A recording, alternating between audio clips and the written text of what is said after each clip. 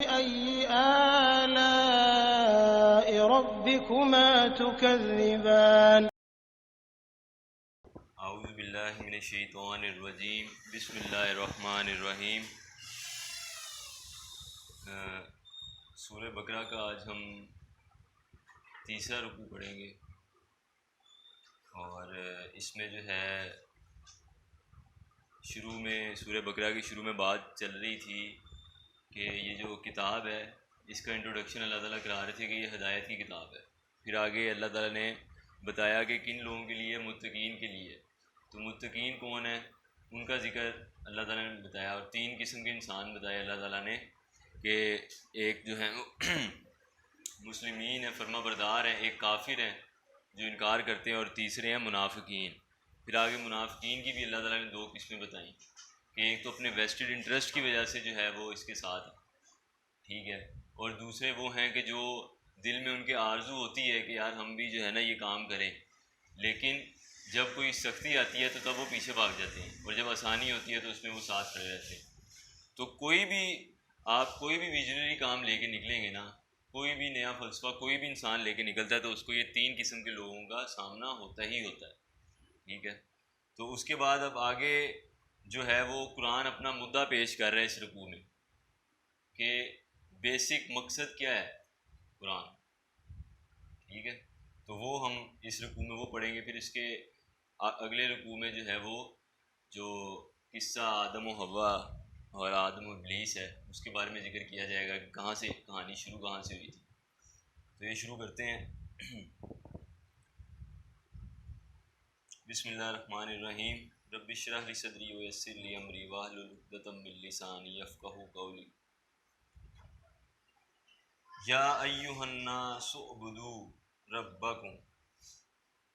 اچھا، آپ باقی جتنے بھی پیغمبر گزرے ہیں نا وہ اپنی قوم کے لیے آئے ہیں، ٹھیک ہے، اور وہاں پہ جب بھی انہوں نے مخاطب کیا ہے انہوں نے اپنی قوم کو مخاطب کیا ہے، لیکن یہاں پہ یا ایھا الناس تمام انسانوں کو اللہ تعالیٰ مخاطب کر رہا ہے۔ اس کا یہ مطلب ہے کہ حضور پاک صلی اللہ علیہ وآلہ وسلم قیامت تک کی تمام انسانیت کے لیے نبی بنا کر بھیجے گئے تھے۔ اور کیا کہہ رہا ہے کہ اے انسانوں عبادت کرو اپنے رب کی، الذی خلقکم، جس نے پیدا کیا تم کو، والذین من قبلکم لعلکم تتقون، اور ان کو بھی جو تم سے پہلے تھے تاکہ تم بچ جاؤ، ٹھیک ہے۔ یہ سمری ہے ٹوٹل قرآن پاک کی کہ کیا ہے کہ انسان سے یہ مطالبہ کر رہا ہے اس کا رب کہ عبادت کرو اپنے رب کی جس نے تمہیں بھی پیدا کیا اور تمہارے گزرے ہوئوں کو بھی، جو پہلے تمہارے گزر چکے ہیں ان کو بھی پیدا کیا، تاکہ کیا ہو، تاکہ تم بچ جاؤ۔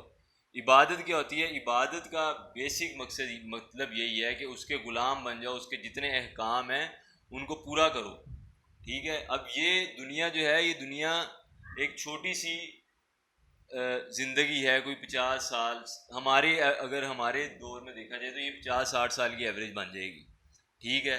ابھی جو ایلڈرز ہیں ہمارے اس دور میں جو ہیں ان کی تقریباً 70-80 چل رہی ہے ایوریج ایج، ٹھیک ہے، ہماری اس سے بھی کم ہو جائے گی۔ تو یہ اتنی دیر کے لیے آپ اپنی ابدی زندگی جو ہے ہمیشہ ہمیشہ رہنے والی اٹرنل لائف جو ہے اس کو برباد مت کرو، ٹھیک ہے۔ جیسے حضور پاک سے پوچھا گیا تو انہوں نے کہا کہ تمہاری دنیا جو ہے وہ میرے لیے ایک ایسا ہی ایک وہ چھاؤں والا درخت ہے کہ جس کے نیچے میں نے آرام کر لیا اور آگے میں نے چلے جانا ہے۔ تو یہ سفر کا، جیسے ہم جب موٹر وے پہ سفر کر رہے ہوتے ہیں تو وہ آتا نہیں ہے قیام و طیام، ٹھیک ہے، کہ وہ ایک عارضی آرام گاہ ہے کہ وہاں پہ آپ نے کچھ دیر بیٹھنا ہے، سستانا ہے، اور پھر اپنی منزل کی طرف نکل پڑنا ہے۔ لیکن اگر آپ اسی کو اپنی منزل سمجھ لو گے تو پھر تو آپ ڈی ٹریک ہی ہو جاؤ گے نا، آپ تو آخر تک پہنچے ہی نہیں ہو۔ اور اس کے لیے کیا ضروری ہے؟ اس کے لیے ضروری ہے کہ آپ کے اندر اللہ کا تعارف ہو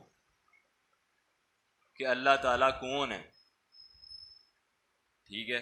جب آپ کو اللہ کا پتہ چلے گا، یہ اس کے بعد اگلی چیز آتی ہے کہ پھر اس کی عبادت کرنی ہے تو وہ کیسے کرنی ہے، ٹھیک ہے، اس کے کیا کیا احکام ہے، اس کو کس طرح کیونکہ آپ دیکھو جتنی بھی ابھی اس دنیا میں جتنے آپ مسلمان لے لو اس ٹائم، جو بھی گناہ کر رہے ہیں کیا ان کو پتہ نہیں ہے کہ وہ گناہ ہے؟ ہر کسی کو پتہ ہے کہ برائی کیا ہے اور بھلائی کیا ہے، لیکن پھر بھی وہ اس میں گھسا ہوا ہے. تو آپ اس کو اگر یہ دعوت دو گے کہ یار یہ چھوڑ دو، یہ تو برا کام ہے، برا کام ہے، تو وہ تو اس کو پہلے ہی پتہ ہے کہ یہ برا کام ہے. اس کو اس کی وجہ دو کہ وہ چھوڑے کیوں. ٹھیک ہے، آپ کی دعوت یہ ہونی چاہیے کہ اس کو اس کی وجہ دو، اس کو اس کے دل میں اللہ سے محبت ڈالو. تو انسان اصل میں دو قسم کی محبت ہوتی ہے صرف. ایک ہوتی ہے کہ جو انسان اللہ سے کرتا ہے، اپنے خالق سے، کہ یار اس نے مجھے زندگی دی، سانسیں دی، رزق دیا، پالا پوسا، اتنا بڑا کیا ہے، ٹھیک ہے، اور آگے مجھے اتنے اتنے انعامات کے اس نے وعدے کیے ہیں. دوسری صرف محبت ہوتی ہے جو انسان اپنے نفس سے کرتا ہے. تیسری محبت نہیں ہے، کسی شخص سے انسان محبت نہیں کرتا ہے، وہ بھی اس کے نفس کی محبت ہوتی ہے. ٹھیک ہے، اگر میں آپ لوگوں کے ساتھ میری محبت ہے، ٹھیک ہے، تو کوئی آپ میں سے مجھے ذرا دو چار گالیاں دے کے دیکھے تو پتہ چل جائے گا وہ محبت کہاں گئی ہے. کیونکہ وہ میرا نفس کو ہرٹ، اس نے نفس پہ اٹیک کیا میرے.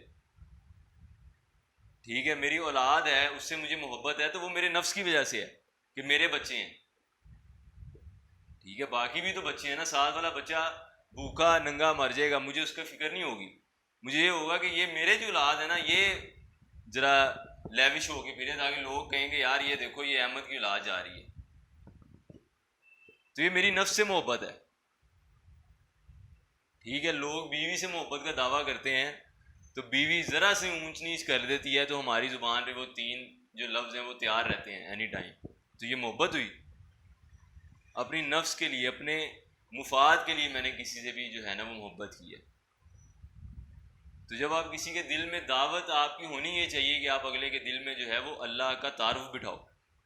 سب سے پہلے اس کو اللہ کا تعارف کراؤ کہ اللہ ہے کون، کہ جس نے تمہیں بنایا ہے، اس کی کیا صفات ہیں، وہ کس چیز پہ قادر ہے. اس کے دل میں جب محبت آئے گی نا، پھر وہ خود بخود آہستہ آہستہ، یہ سلو اینڈ اسٹڈی پروسیس ہے کہ اس کے اندر سے وہ برائیاں جو ہیں وہ خود ہی کم ہوتی جائیں گی. جب اس کو پتہ چلے گا کہ یار نہیں، جس سے میں محبت کرتا ہوں یا جو مجھ سے محبت کرتا ہے وہ میرے سے یہ ڈیمانڈ کرتا ہے. ٹھیک ہے، آپ آج کے دور میں اب انسانوں کی محبت کا ہی آپ دیکھ لو کہ انسان کمپرومائز کرنا، شادی میں بھی انسان کمپرومائز کرنا شروع کر دیتا ہے کہ نہیں یار وہ میرے سے محبت کرتا ہے تو اس کی یہ ڈیمانڈ ہے تو یہ مجھے پوری کرنی چاہیے.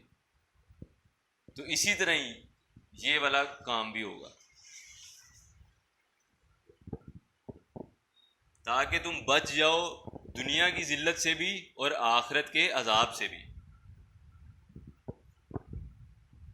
الذی جعل لکم الارض فراشا والسماء بناء وانزل من السماء ماء فاخرج به من الثمرات رزقا لکم. جس نے بنایا تمہارے لیے زمین کو بچھونا اور آسمان کو چھت، اور برسایا آسمان سے پانی، پھر نکالا اس کے ذریعے سے ہر طرح کی پیداوار کو بطور رزق تمہارے لیے. اب یہ پورا اللہ تعالیٰ نے لائف سائیکل بتایا ہے یہاں پہ. پہلے پیدا کرنے کا بتایا، اس کے بعد لائف سائیکل بتایا کہ زمین کو تمہارے لیے بچھونا بنایا ہے تاکہ تم اس پہ آرام سے چلو پھرو. ٹھیک ہے، اس پہ تم لڑکھڑاتے نہیں ہو.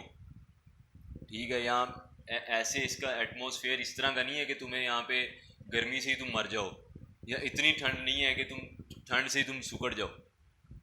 ٹھیک ہے، ایک نارمل دیا، ویدر چینج ہوتا ہے. ٹھیک ہے، سارا نظام اللہ تعالیٰ نے چلایا. اس کے بعد آسمان کو تمہارے لیے چھت بنایا جس کو تاروں سے زینت دی. ٹھیک ہے، تمہیں ٹائم کا بھی پتہ چلتا ہے آسمان کے ذریعے، دن ہوتا ہے، رات ہوتی ہے. اور برسایا آسمان سے پانی کہ جس سے کیا ہوا، زمین میں وہ پانی پڑا اور مردہ زمین ہے لیکن اس کے اندر سے جاندار چیزیں نکلنا شروع ہو گئیں جس کو تمہارے لیے رزق بنایا. فلا تجعلوا للہ اندادا وانتم تعلمون. پس نہ ٹھہراؤ اللہ کا ہمسر کسی کو جب کہ تم جانتے تو ہو. اب یہاں پہ اللہ تعالیٰ کن سے مخاطب ہے؟ مشرکین مکہ سے مخاطب ہے. اللہ تعالیٰ ان کو کیا کہہ رہا ہے کہ اللہ کا ہمسر کسی کو مت ٹھہراؤ، نہ اس کی ذات میں کسی کو شریک ٹھہراؤ، نہ اس کی صفات میں کسی کو شریک ٹھہراؤ. ٹھیک ہے، ہم نے جو پیچھے جو بات پڑھی ہے ایاک نعبد و ایاک نستعین، اس پہ ڈٹے رہو. اور آگے اللہ تعالیٰ کہتا ہے کہ تم جانتے تو ہو، کہ تم بھی یہ بات جانتے ہو کہ اللہ تعالیٰ کا کوئی شریک نہیں ہے. یہ آگے جا کے قرآن اس چیز کو اور واضح کرے گا، جب قرآن کہتا ہے کہ ان سے پوچھو کہ آسمان اور زمین کس نے بنائے ہیں، تو کہیں گے کہ اللہ نے. تو پھر ان سے پوچھو کہاں بھٹکے جا رہے ہو. تو یہ کیا صحابہ سے تو نہیں بات ہو رہی ہے، یہ مشرکین مکہ سے بات ہو رہی ہے. ہمیں بتایا گیا بچپن میں کہ وہ تو جی اللہ کو مانتے ہی نہیں تھے، اس لیے وہ کافر تھے اور یہ سارا کچھ تھا. حالانکہ قرآن تو اس چیز کی نفی کر رہا ہے. قرآن تو کہہ رہا ہے کہ وہ اللہ کو جانتے تھے، اس کو مانتے بھی تھے، اور ان کو اس چیز کا بھی پتہ تھا کہ اس کا کوئی ہمسر نہیں ہے. ان سے پوچھا تو انہوں نے کہا ہاں اللہ نے بنایا. تو پھر کیا وجہ ہے کہ پھر کیوں قرآن نے ان کو کافر کہا، ان کو مشرک کہا؟ اس کی وجہ یہ ہے کہ وہ اللہ کو تو مانتے تھے، اللہ کی نہیں مانتے تھے. ٹھیک ہے، انہوں نے ساتھ کوئی اپنے بزرگ یا فرشتے انہوں نے ان کے ساتھ منسلک کر لیے تھے کہ یہ ہمارا جو ہے وہ سفارش کرتے ہیں اللہ کی بارگاہ میں، ہمارے جو بھی مطالبات ہوتے ہیں یہ ادھر تک پہنچاتے ہیں. یہ وجہ تھی. اللہ کو وہ بھی مانتے تھے، وہ حضرت ابراہیم کی اولاد میں سے تھے، وہ کوئی ایویں تو نہیں تھے، وہ خانہ کعبہ کے جو ہیں وہ رکھوالے تھے. ٹھیک ہے، تو یہ نہیں ہے کہ ان کو پتہ ہی نہیں تھا کسی چیز کا، ان کو ہر چیز کا علم تھا، پر ان کو وہاں سے فائدے بڑے ہو رہے تھے. لوگ آتے تھے، نظر و نیازیں اور چندے، یہ سارا کچھ ان کا اکٹھا ہو رہا تھا. اس لیے وہ نہیں مان رہے تھے کہ ہم اس چیز کو چھوڑ دیں گے تو یہ ہمارا جو پورا سیٹ اپ لگا ہوا ہے یہ اس کا کیا بنے گا، یا جو ہماری سرداری ہے اگر ہم اس کو نبی مان لیں گے تو ہمیں تو اپنی سرداری چھوڑنی پڑے گی. یہ مسئلے تھے وہاں پہ. یہ مسئلہ نہیں تھا کہ ایک صادق اور امین 40 سال سے جس کو خود وہ صادق اور امین کہہ رہے ہیں، تو اب وہ کہتا ہے کہ میں نبی ہوں تو وہ اس کو کیا نہیں مانیں گے. ان کو پتہ تھا کہ یہ بندہ صحیح کہہ رہا ہے، پر اپنے ویسٹڈ انٹرسٹ تھے.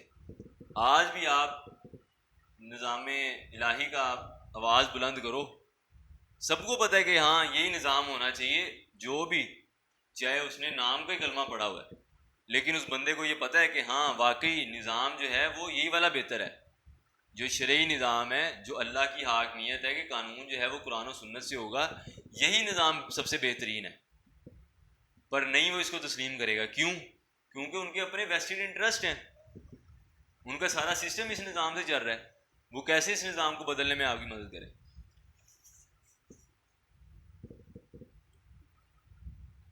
وَإِن كُنتُمْ فِي رَيْبٍ مِّمَّا نَزَّلْنَا عَلَىٰ عَبْدِنَا فَأْتُوا بِسُورَةٍ مِّن مِّثْلِهِ وَادْعُوا شُهَدَاءَكُم مِّن دُونِ اللَّهِ إِن كُنتُمْ صَادِقِينَ.